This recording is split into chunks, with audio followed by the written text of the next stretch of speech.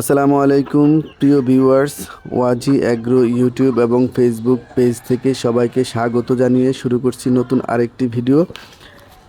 প্রিয় ভিউয়ার্স, আপনারা জানেন কবি বলেছেন যে যেখানে দেখিবে ছাই উড়াইয়া দেখিবে তাই, পাইলেও পাইতে পারো অমূল্য রতন। প্রিয় ভিউয়ার্স, আমরা যারা খামারি আছি, খামারিদের মুরগির খাদ্যের যে দাম দিন দিন বেড়ে চলেছে, আমরা চাচ্ছি যে কোনোভাবেই হোক খাদ্য খরচটাকে কমিয়ে আনার জন্য। তো এই বিভিন্নভাবে আমরা কমানোর চেষ্টা করতেছি। আর আমরা এক একজনে এক এক পন্থা অবলম্বন করে আমাদের খামারের খাদ্যের দাম কমিয়ে আনতে চাইতেছি, খাদ্য খরচ কমিয়ে আনতে চাইতেছি। তো আমি যে জিনিসটা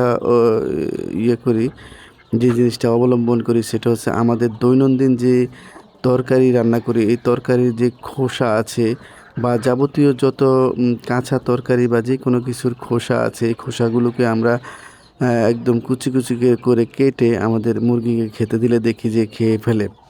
তো এখানে আমাদের আজকের তরকারির যে খোসা আছে আলু, লাউ, তারপরে এখানে আছে আপেলের খোসা, মালটার খোসা।